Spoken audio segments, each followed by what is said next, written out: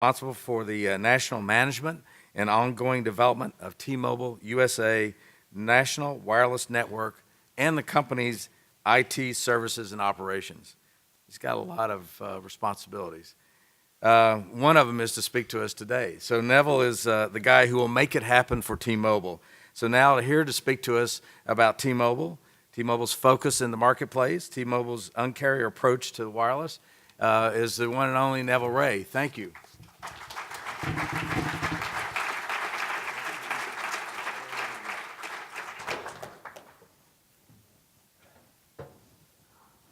Oh, good morning. Hope we're all doing well. Never know if it's a good thing to be up here in Vegas this time of the day. As acting chairwoman said there, it's 9 a.m., so hopefully you've had enough coffee and you're all coming awake. I'm Neville Ray. I'm the CTO for T-Mobile. I've been in that role for some time. Exciting days in this industry, so great to be up here. I'm not John Ledger. He was on the original bill for you, so my apologies. John got pulled off to do some other critical business work. And John's been recently billed as the most dangerous man in wireless. So I'm not the most dangerous man in wireless. You're all perfectly safe in this room. But hopefully I can give you some things to think about and talk about in the next 15, 20 minutes. There is a huge amount ongoing, in this industry. What a time. I wanted to do two things today, really. Give you an update on, what's been happening specifically within the T-Mobile business. And my goodness, it's been a year. And the second piece is really to touch on, give you some of the T-Mobile perspectives on many of the topics that Acting Chairwoman Clyburn has just gone through. I won't go through the whole gamut of topics she covered, but I will touch on clearly interoperability, and I'll also talk about spectrum, a topic that as a technology geek is very, very close to my heart and one I have a lot of passion about. The spectrum debate in the U.S. is in a very, very formative time, and every day we seem to see a new news story breaking around what's happening with spectrum in the U.S. marketplace. But here we go. So I got a few slides here just to walk you through really the last year with T-Mobile. And Ledger's been our CEO for, it's just about a year. I think it's a year this week. And he's formed a very dynamic team. We've cross-pollinated our leadership team. We have new blood, and we have folks from MetroPCS, our CFO. Braxton Carter is from Metro. Tom Keys, who was the COO and president at Metro, is leading on a go-forward basis our Metro brand and products. So a lot of cross-pollination, new team, a lot of energy. And we're really looking to put, and we are putting, T-Mobile back on the map in the U.S. marketplace after a tough period of time. Potential acquisition by AT&T, which failed, as we know. Coming back from that is challenging. Some of you will have been through failed environments like that. It's not easy. But we are bouncing back, and we are coming back real strong, and I'll evidence that for you today. Just a couple of quick pieces on the Metro story. We are maintaining both brands, and we are looking to aggressively grow the customer base under both MetroPCS and T-Mobile US. And we've achieved a lot. We closed our deal, and we took TMUS public on the New York Stock Exchange on May 1st of this year. And one way to think about the Metro expansion, I'll start there, is that it took about 10 years of really hard, tough work from the Metro team to become a strong, kind of regional player and operate across 15 markets.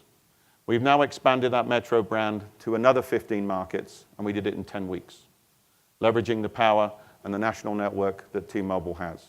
We've opened up hundreds of new doors of distribution with that MetroPCS banner across the top. So we are pushing very hard to grow, both brands and both pieces. From a technical perspective, just briefly, the combination of Metro and T-Mobile is a beautiful thing. Their spectrum assets are highly valuable, and they are highly contiguous with those of T-Mobile US. We share operations in the same bands in PCS and AWS, and if you look at the contiguous band structure that we now have as we combine these businesses, it's second to none. Up to 60 megahertz of contiguous AWS spectrum in some markets, 40 in many, 50 in a market like New York. So highly important. We're working very, very hard to combine the businesses. Just to give you one quick story there was a lot of doubting Thomases really about combining, T-Mobile and MetroPCS. How do you do that? You've got a CDMA-based business and this kind of GSM-based business. It's the oil and water thing it will never mix. So I spent a lot of time talking to investors and analysts before we closed the deal, explaining our network strategy and the combination strategy. And within 2 weeks of close, we demonstrated very strongly the ability to combine these two businesses. Here in Vegas, MetroPCS used to run a 5+5 megahertz network, and T-Mobile ran a 5+5 megahertz LTE network. I always talk about this in simple terms. It's kind of like two single-lane highways, right? Two single-lane roads. Within 2 weeks of close, we moved all of that LTE traffic off of the MetroPCS network and onto the T-Mobile US network. And then we rebroadcast the MetroPCS spectrum. And we created a 10+10 spectrum configuration, so a two-lane freeway. What does that mean? It means greater speeds, greater performance, higher customer satisfaction. Metro customers went from a sub 2-3 megabit per second experience to an 8 to 10 overnight. And our customers, our own customers at T-Mobile, saw a very, very rapid and quick improvement in their speeds too with the 10+10 offering. So just one quick example of what we're doing. We did it within 2 weeks of close. So I don't face many questions now about how we're going to combine these businesses. We are moving very aggressively to build one big national network, HSPA and LTE. We're doing handset replacement at a very rapid rate to ensure that the CDMA voice path on the Metro legacy network will ultimately go away as we move into 14 and 15. So big milestone event and I spent a little bit of time on that because that's where a lot of my focus has been. And it's a year effectively since we announced our deal and a matter of a small number of months since we closed the deal. But a lot happening and two great businesses coming together, adding a lot of scale, right? We're the number 4. We're still the number 4. But we are a 44 million customer number 4 rather than a 30 million customer number and a 30+ million number 4.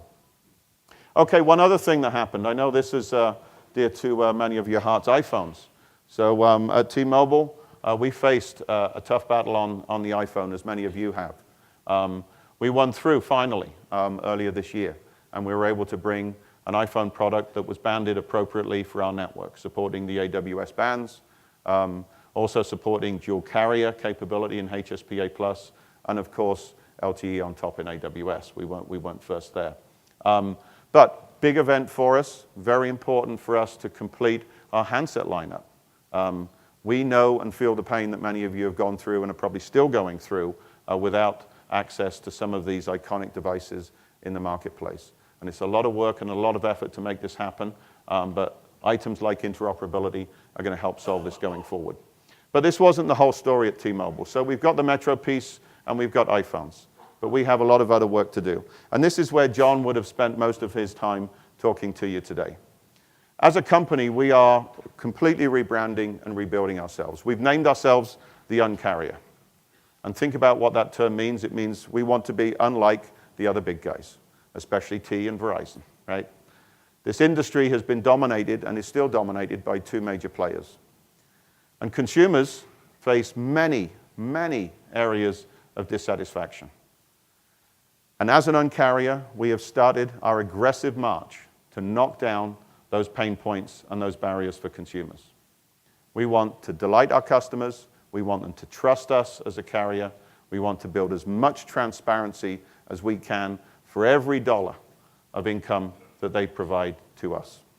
So we started earlier in the year with what we call UnCarrier 1.0. The techie guy did not put the 1.0 on this, believe me. It was somebody else in marketing. But UnCarrier 1, so our first phase of this, we came through with something we call simple choice. And that's what it's all about, is trying to build pricing and contract simplicity for our customers. Who's battled through and gone to try and buy or had a friend or family member go and try and buy wireless service? It can be extremely complicated. As an industry, we've not made things easy to navigate for customers. So what do? Simple pricing, right? Simple plans, out of the gate. $50, unlimited voice and text, unlimited data, and buckets on 4G data. Taking away those worries about overages. Your teen downloads a movie on iPhones, and all of a sudden you've got hundreds of dollars of charges coming at you. None of that's going to happen on these plans. So very simple pricing construct. $50 first line, $30 second line, next 2 lines after that, $10 a piece. Simple, easy to understand. You know where the rules are, where the constraints are, and where they're not, and we're trying to remove as many as we can. And then the last piece, an important one, contracts. Trying to take the handcuffs away that have been out there in the industry for so long. And importantly in there, what we've looked to do is to separate this industry situation we've built where handset pricing is so embedded in service pricing. We've separated those two now. You buy service over here. The handset contract, the handset payments, however you want to structure that, bring your own device, we don't care. That's a separate story. Why should you be paying a handset subsidy in your service rate, even if you paid off that handset subsidy 18 months ago? Nobody is informing the customer, reducing their rate when they paid off that handset subsidy. The guys just sit there and they keep coining the money in, right? Taking that money from the consumer that isn't warranted.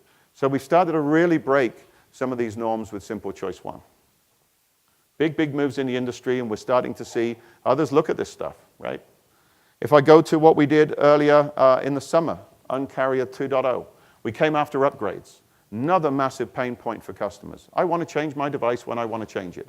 And I may have to be willing to pay a little bit for that, but I don't want to be told when I can and can't not upgrade from my carrier.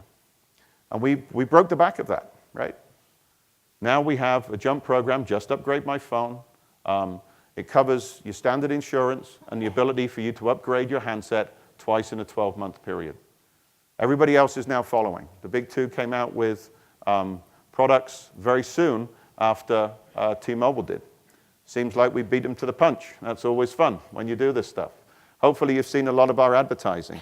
A lot of media coverage. Saw a lot of media this morning again. Sprint's announced a plan now. There's a lot of comparisons trying to explain and understand how these things work. And the programs from the big two are not transparent and easy. A great quote from a member of the media, AT&T's reaction to T-Mobile's transparency to be more deceptive than ever, right? We love that one. So we came out with something very simple and easy to understand. AT&T came through with a very different concept where you could, in effect, pay twice for the phone, right? So a wonderful upgrade program that would be. So UnCarrier 2.0. So I can stand up here all day and tell you that we're rebranding and we're doing all these wonderful things. Is it working? Well, yes, it is working. And if you look at our Q2 results, pretty remarkable for us as a company. Tremendous turnaround. If you look at that middle sentence, that middle line, more postpaid smartphone ads than the rest of the big three combined in Q2. That's going from being in the red to being way in the black. We did almost 640,000, smartphone ads, postpaid ads. Over 1 million nets, back in growth. So customers are really taking notice of these UnCarrier changes and the disruption that we're bringing to the marketplace.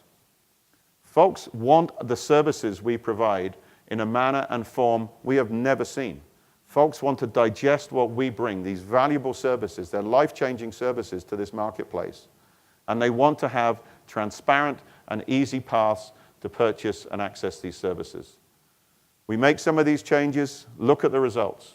Folks said it's because of iPhone. Well, it wasn't because of iPhone. iPhone was important for us. We sold way more Android product than we did iPhones. Very important for us, don't get me wrong. But this wasn't an iPhone blip. I can't talk about Q3, but I can tell you that Q2 was remarkable. And there is a ton of momentum, in the business based on breaking down. This is what this is all about, breaking down consumer pain points. It's as simple as that. And I've been in this industry just in the US, it's almost 2 decades now. We know these pain points. We see them, we live with them, and now we're going to go and attack them. We want to disrupt. And we can do it. Carriers like yourselves, we can do this stuff. The big guys won't do it. They will be very, very slow to react on these types of issues, which are so close to the heart of the consumer. Record low branded churn for us. Big feather in our cap, really important for us.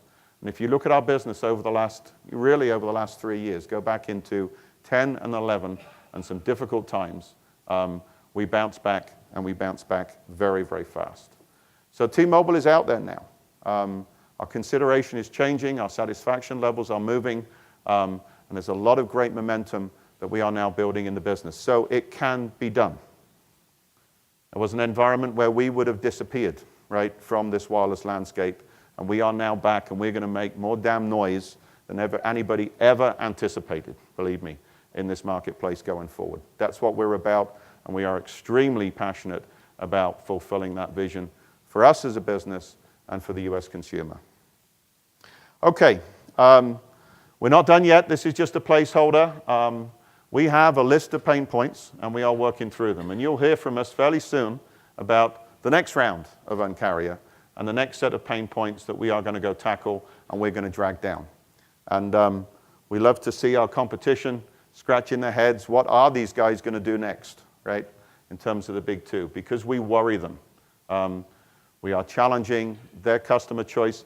Just on iPhone, this Friday, my picture earlier on was the new iPhones, right, that are coming through. And this Friday is the first opportunity that we've had to sell a new iPhone product at the same time as all of the other big three carriers.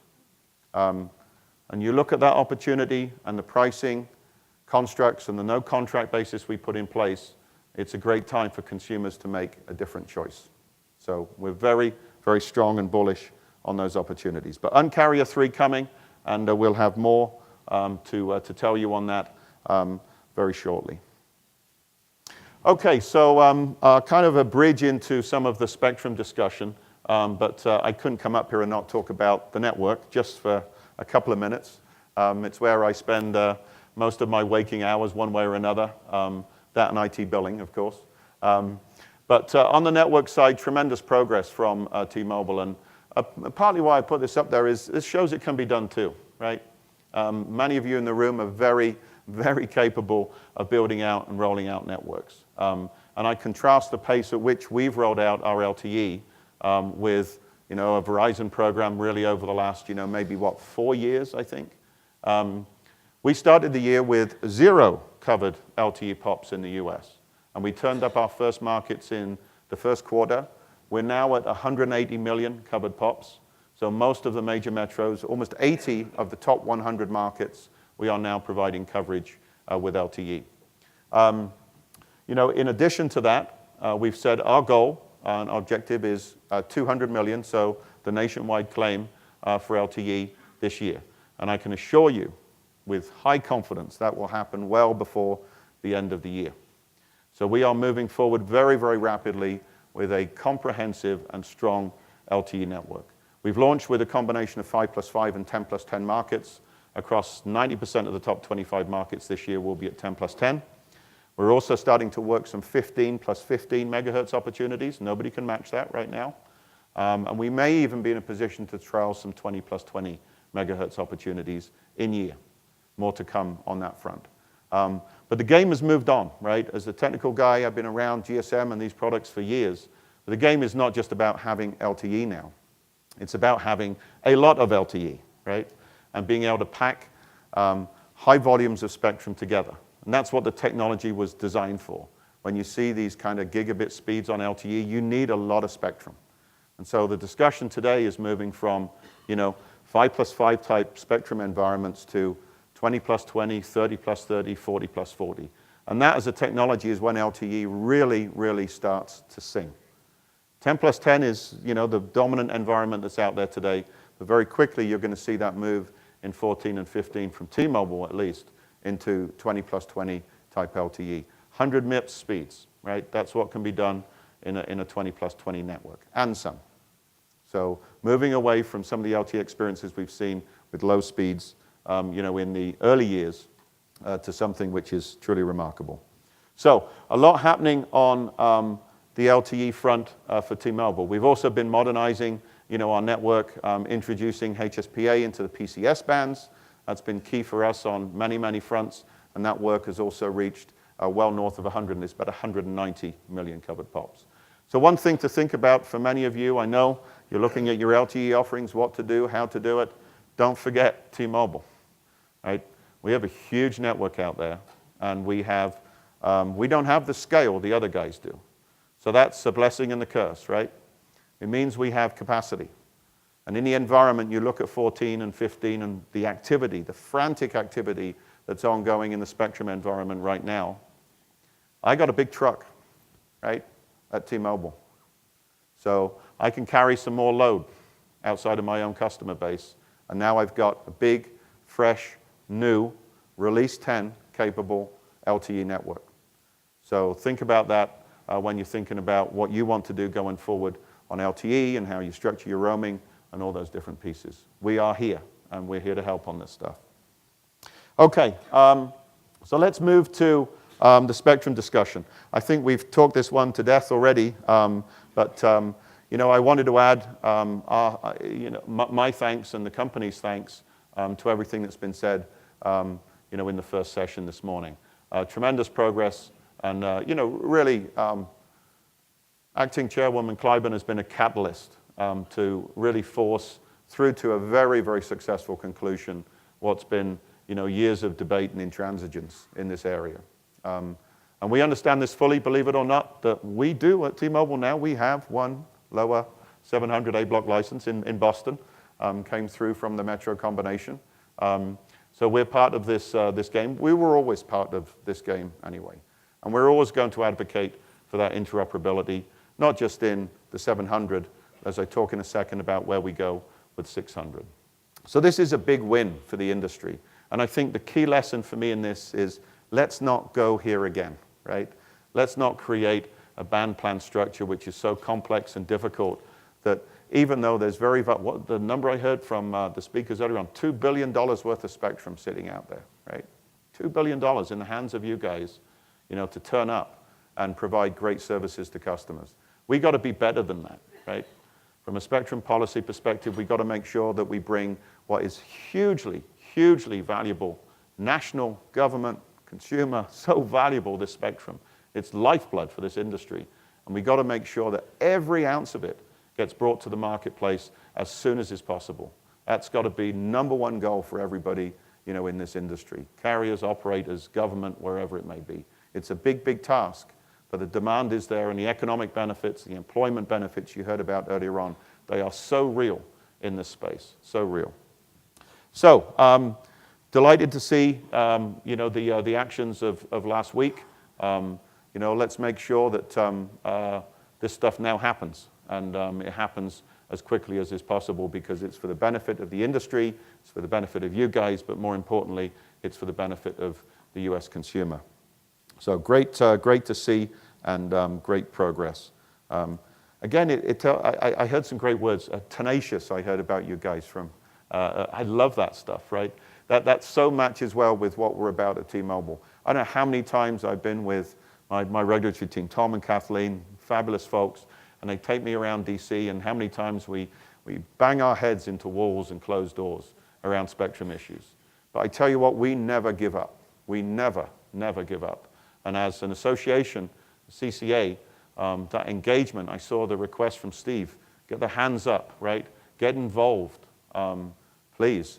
Because every voice is important, and your voices are very, very important at the table. It's been proved out, right, in moving forward on a big, huge industry issue.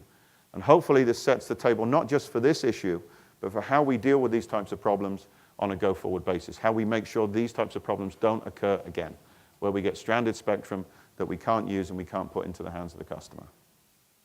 Okay, so TV incentive auctions. This is huge, right? And we all know that. But for me, I think this is the biggest event in the next 10 years of wireless in the US. This is, we've heard it so many times, this is the beachfront, real estate, and it really is. I'll talk about two issues here, or two aspects of this. One is the scarcity of this spectrum, and this discussion around eligibility. I'll edge into that a little. And then, the second piece is back to the interop discussion and the band planning. Let's make sure we use good engineering, right? The best engineering we can as we map out the band plan for this so important asset. Let's not squander what is some of the most valuable spectrum we will see in years in the US marketplace with poor band planning. And so I'm going to talk about, those two issues. The first one here, I haven't put everything up, but this is the story, right, on sub 1 gig. You guys all know this. AT&T and Verizon between them own I think it's 84, 85% of all of the sub-1 gig spectrum in the country. And now you can see, yeah, you can just see T-Mobile on the slice there. That's that little Boston license, I think, coming through. Finally, I'm on the map, which is good. Needless to say, I want to see a much bigger bar, you know, on that right-hand side. But there's a lot of work ahead of us to make this happen. And just some, I don't know, some little perspectives from me. I hate it when I hear these, you know, the noise that says, oh, this 1 gig stuff is not that important. Oh, shit, right? Excuse the French. Right? This is laws of physics, guys, right? This stuff goes further, it does more, it penetrates buildings better. I know I don't have it, right? And so I'm tired of the rhetoric that's out there that says, oh, the 1 gig stuff, you know, it's kind of important, but maybe not so much. Give me a break, right? Every engineer that's in the room that studied the physics and wireless understands the importance and the capability of this spectrum. So hopefully those arguments, you know, are going to get defeated. And I do believe, you know, with the FCC that's there today and has been there and I think will be there going forward, they understand the value of this spectrum and its importance to drive, you know, competitive activity here in the US marketplace. This is one of the few final opportunities that's there from a regulatory perspective to level the playing field.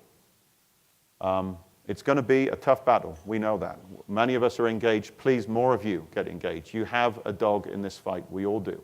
But making sure that the big two, you know, I don't stand up here, you know, a year or 18 months from now, you know, post an auction and all we've seen is those 2 bars go through the roof and everybody else walks away pretty much empty-handed.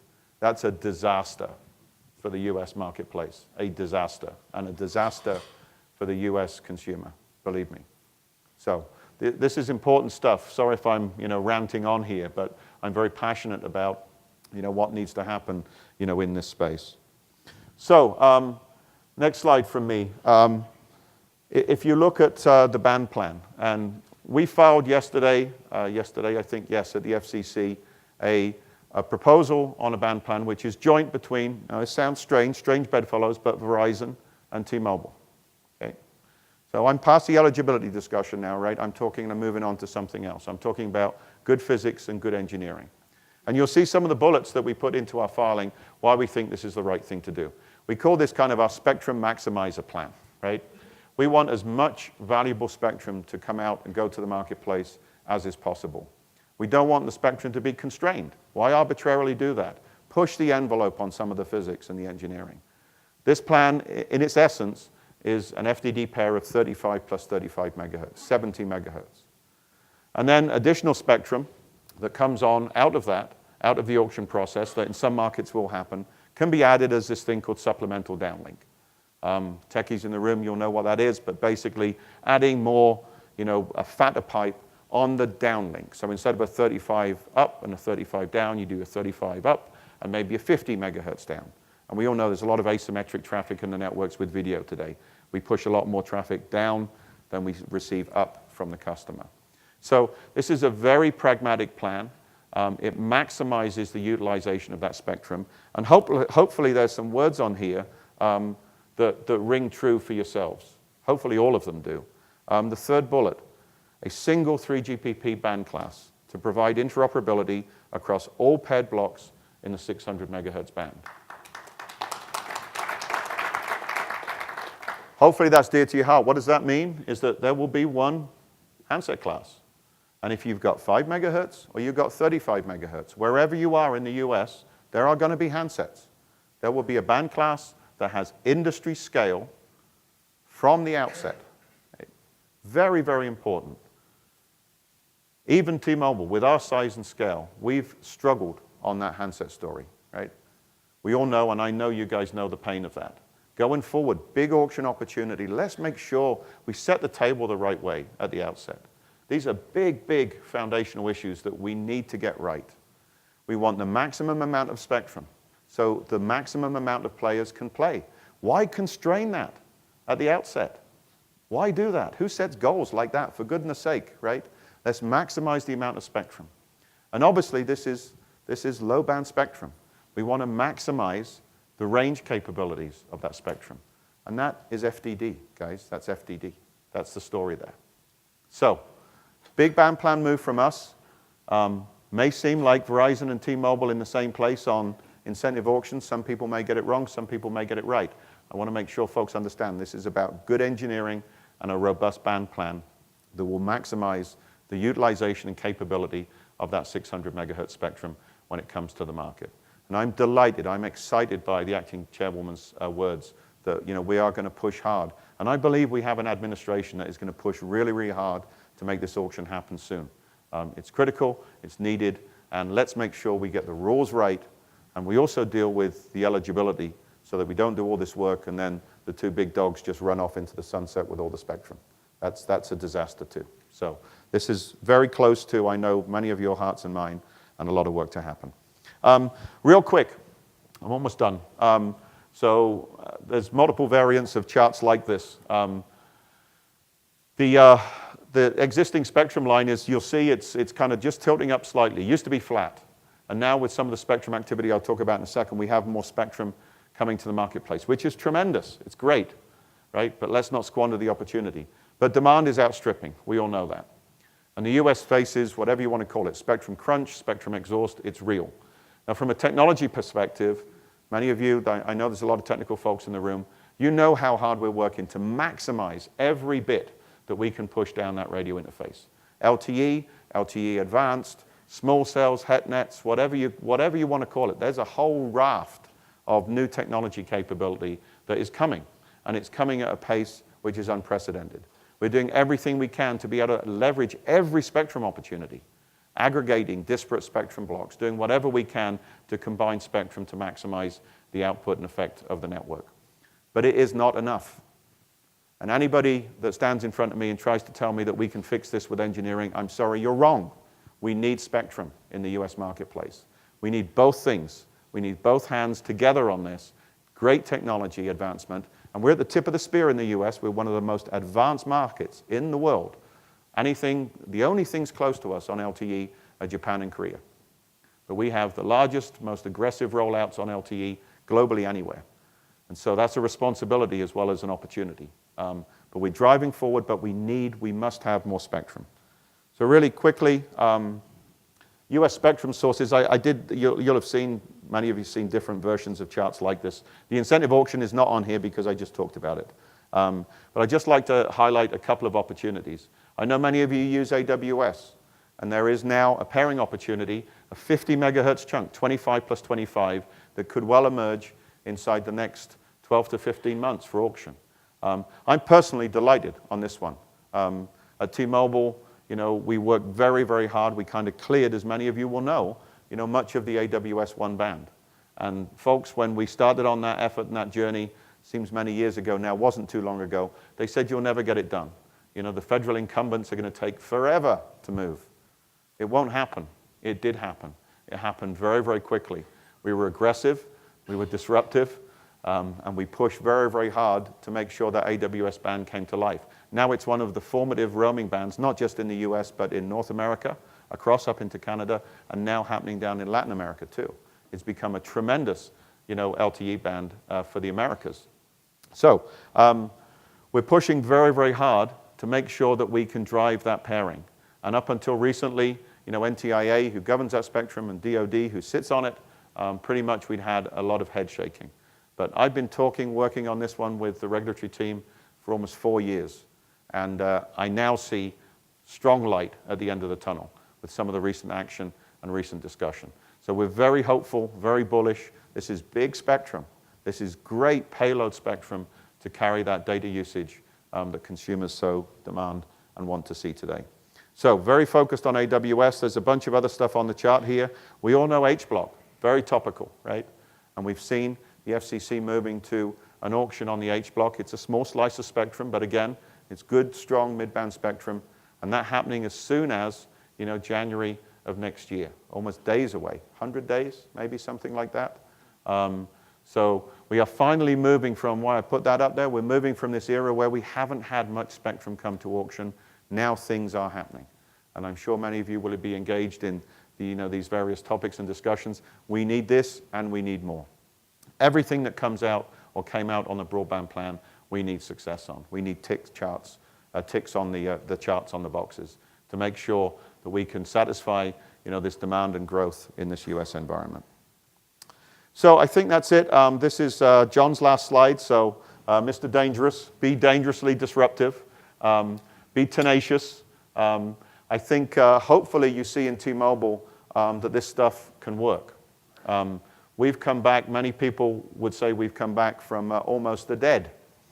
And we are far from dead. We are out, we're throwing punches, we're fighting hard, and we are gaining traction. And we have the ears of many consumers now. And this story can be the same story for many of you. We have to be aggressive, we have to shout and stand our corner, and we need to fight hard because we're up against some big, well-funded, very well-funded competitors. But we have a regulatory authority in place which I think is looking to support more and more competition in this marketplace. It's the right thing to do, but they need us with them at every discussion and every debate so that we can fulfill that vision for a really, really powerful, highly competitive U.S. wireless marketplace. With that, I'll say thank you.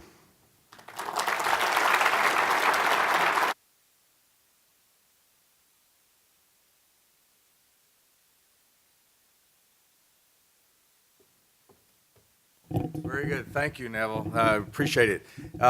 There's an old saying that the mind will not focus when the body cannot endure. So we're going to take a short 10-minute break before we start with the next presentations, and we'll hear from Alcatel-Lucent's Mike Schabel. And it's going to be really short. Give everybody a chance to maybe get another cup of coffee and come in. I know you've been here since breakfast, so we've got two exciting more presentations. See you in less than 10 minutes now. Thank you.